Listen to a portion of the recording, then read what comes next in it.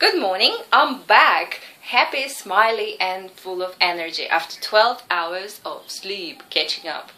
Yes, you need to sort of refill your batteries, right? Okay, and when I said hangover, as you notice, it was in brackets, it was in commas. That means there wasn't hangover after the alcohol, but it was like a hangover. Of course, I wouldn't drink any alcohol if somebody paid me to. It was just lack of sleep and partying too much. And partying isn't always drinking. I mean, I can have fun and dance, and you've seen it, without any alcohol. It's breaking the routine, breaking that go to bed before 10, maybe 9, and wake up 5 or 6 or even 7. That sort of routine when you get up in the morning and you drink a glass of fresh water. Fresh water. Yes, fresh water. Fresh from the plastic bottle. Okay. Maybe not so fresh. But anyway.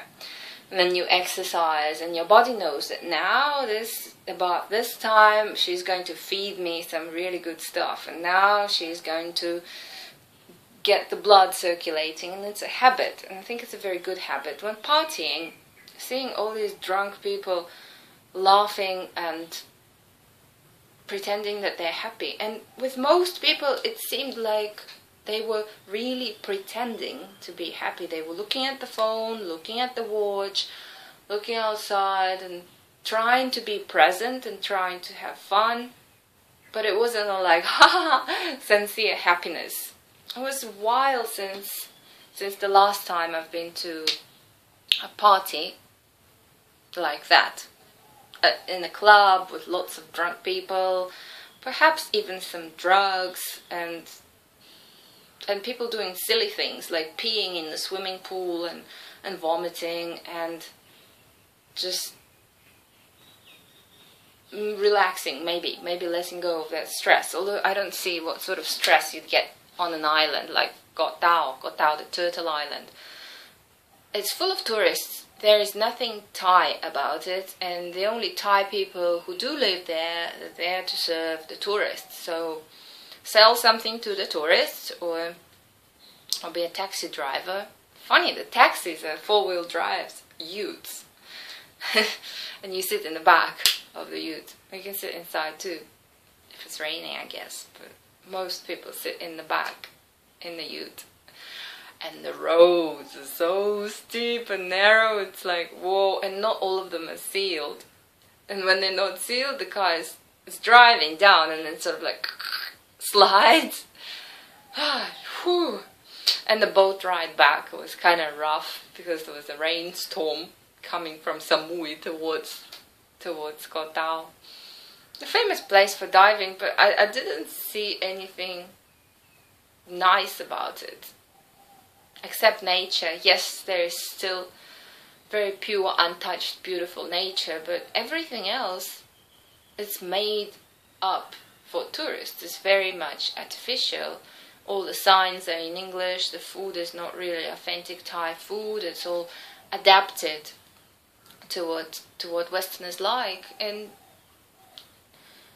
there are tourists and more tourists, and shops that sell stuff for tourists. So, I don't know. I wouldn't want to live there. There is no fresh water, there is no electricity. There is electricity, but it's not. It's from a generator. And the water has to be brought in from other islands. And the fruit have to be brought in from Samui. The building cost is over 30 baht per square meter.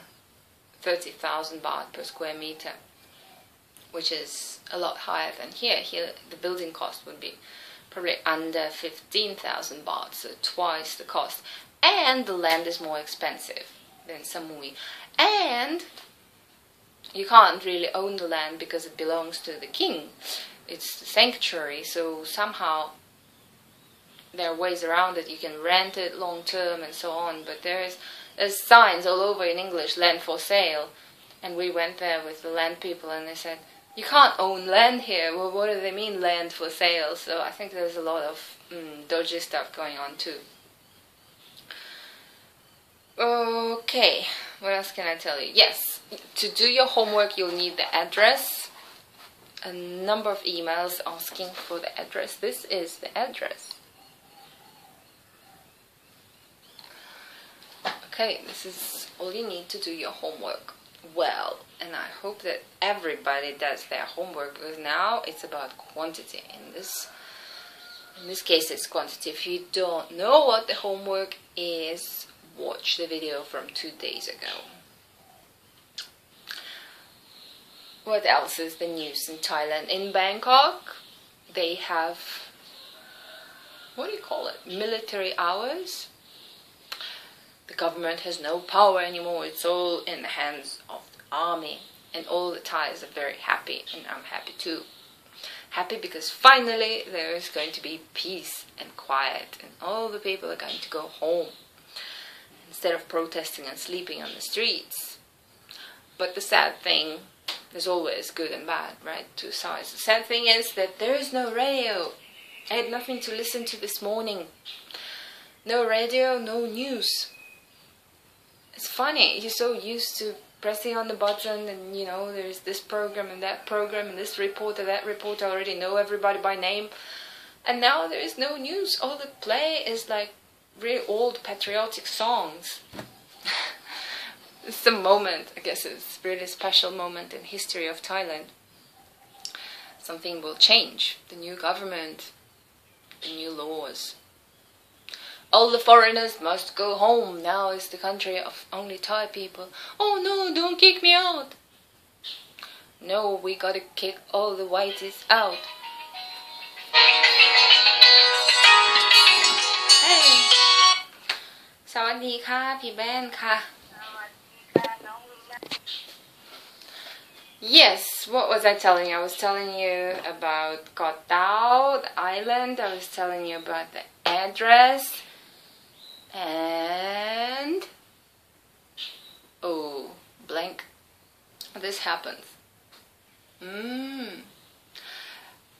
Another thing, before going to the island, a friend of mine, Sapphire,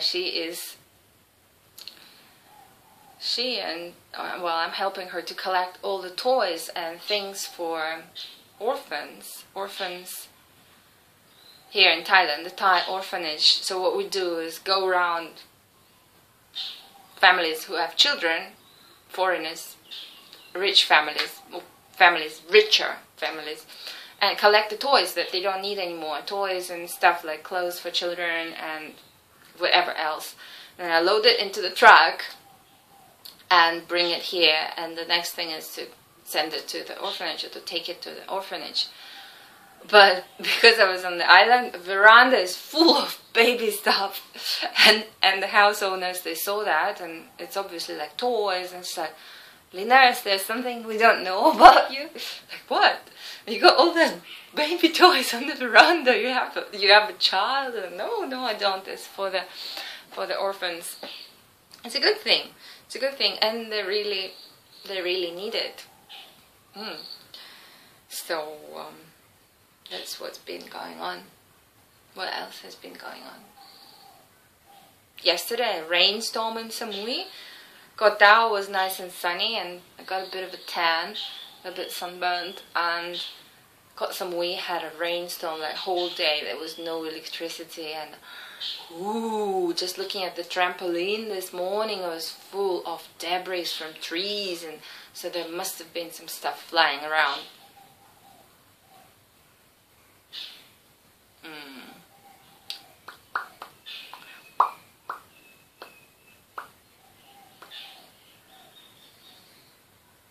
Don't want to tell you anything else today.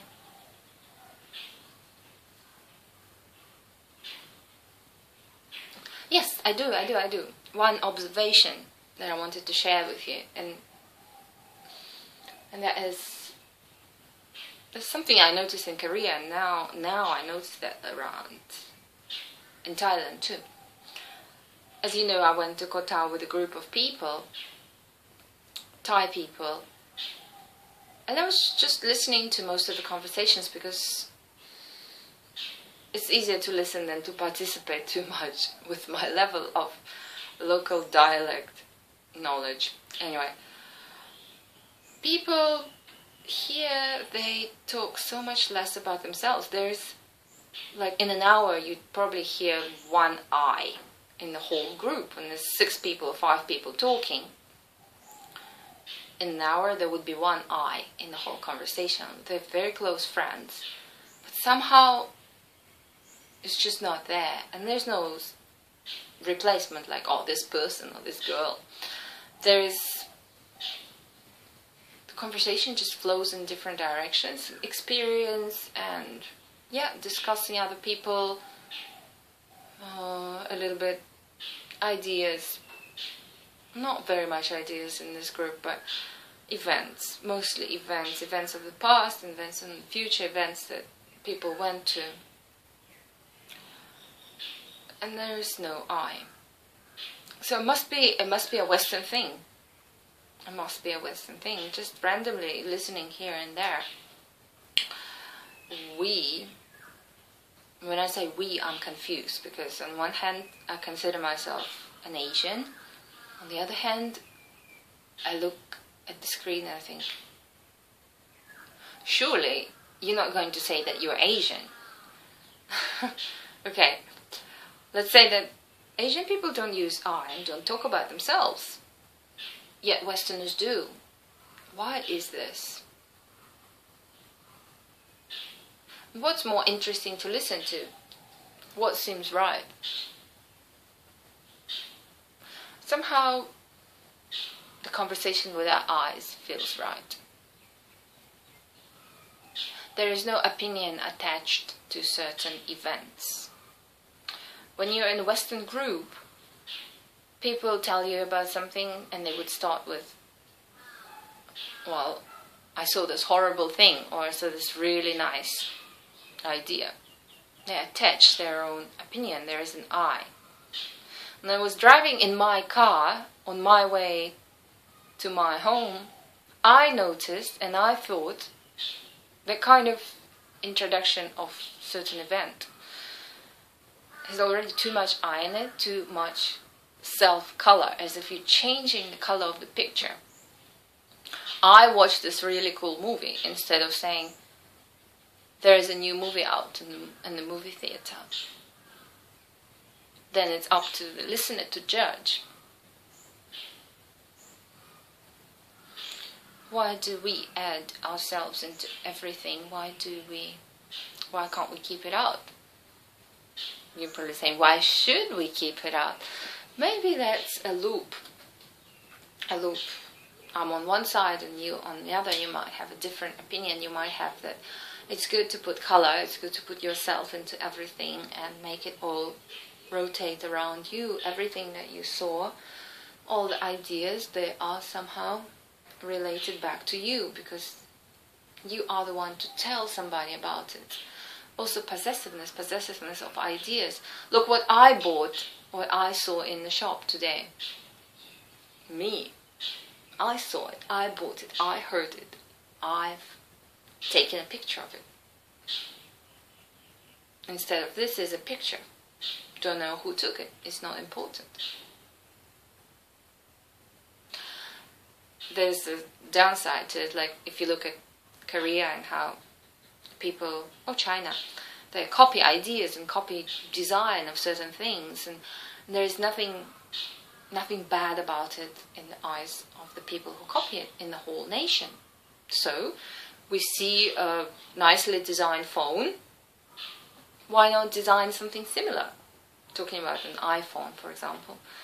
Yeah, looks good. Let's design one just like that, with a button in the middle, but it will be not round, but circular. Not circular, oval. It's not very different. And there's less copyright. There's no desire to protect your intellectual property either. When it comes to money, yes, there is, but even though you'd see shops and you make a really cool sign and then somebody next door makes exactly the same sign but with their name, but the design is the same, yet the owners of the previous store will say nothing to them. They say, well, They copied our design. They think it's good, so they've copied it. Okay. So no desire to possess your intellectual property. Doesn't matter who said it. I said it, you said it. Quote. In Western world, you'd put a name after every quote. You'd put a copyright under any design, piece of writing. You wouldn't want to. You wouldn't want somebody to use your ideas without asking the owner of the ideas, without paying them, maybe, without acknowledging that this is not my idea, it's his idea. So if I tell you, if you want to lose weight, you eat in the 8-hour window. And if Osha watches this, she said, well, she stole my idea, perhaps. I'm not saying that this is Osha's idea. But she would feel much better, as most of the Western people have said, Osha has a great idea to lose weight. And this is the idea. Why do we take credit for things? Why do we enjoy it? And why do other people not enjoy it? Why is there a lot less I? When you're in a group of Westerners and you decide what you're going to eat, like what sort of restaurant you're going to, somebody, probably the oldest person or the leader, will ask, so what does everybody want to eat? And the Westerners will say, well, I want fish, I want Italian, I want Thai, and I want Japanese. There would be a lot of I want, a lot of me, and a lot of conflict about it. And the person who would win the tender of where the people would go would be, yes, it's my choice, of course. Yet, when you ask a group of Asians, it's like, well, I don't know. Up to you, up to everybody else, whatever is convenient, whatever is around. And they're willing to sacrifice what they want for the group, for the convenience of it, for the flow. So removing the I. Don't know what's best. This is just an observation. I'm not saying go that way, go this way, or start not being yourself. And suddenly at work, when people ask you, where do you want to have lunch, you go and say, well, I don't know. You guys decide, because I don't want to decide. It's up to you. Wherever the group goes, I go with the flow, kind of. Somebody has to decide, and it becomes a sort of self-made compromise when people are going, oh, I don't know, and I don't know, and I don't know. Oh, there's a shop out there. Do you want to go there, guys? Yeah, sure, let's go. And it flows instead of like, no, I don't like Japanese. I'm not going to go. You guys go alone. I'm going to go here. Have you seen people like that? Maybe not. Oh, yeah. I want to tell you about the rocket scientist, one of the story. The other day we went to the massage shop. How many of us? Probably about 6, 7 of us. Remember the rocket scientist? Yeah. And just in front of the massage shop, he said, I don't feel like a massage, although we have reserved. Doesn't matter if we reserved or not, we didn't pay, right? I don't feel like a massage. And the intention was to persuade everybody that we should go and do something else. And everybody else wanted to go for a massage. But he stood there, waited, instead of saying, you guys enjoy the massage, I'm gonna be around the corner in a cafe reading a book or doing something. He was just standing there and waiting for everybody else to feel guilty for leaving him alone. Then one of the ladies said, okay, well, I'll keep you company then. Although she really wanted to go for a massage, yet she sacrificed that self-want to be able to supervise the guy, to go around, and because he's a tourist, to show him around the area. Oh, we're all tourists here, right? And he was happy with that decision, yet he was still looking at everybody else like, well, we're not going for a massage, are you guys going still? And we went anyway. And I thought, again, rocket science and compassion, love for other people, and sacrifice somehow does not go together in this case, right? You might have a very good brain and be a good rocket scientist, yet you can't see that people like it. People like harmony, like to live in harmony. People don't want any I's in there, any me's and what I want, and don't want to be pushed to make sacrifices. Why do some people not feel it?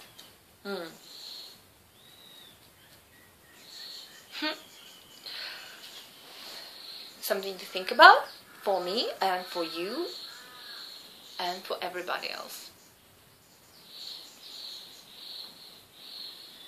Still got circles under the eyes, not having slept yesterday. Recovery time. God, that fun was not worth it, but it was different. Would I do it again? No. Okay, bye.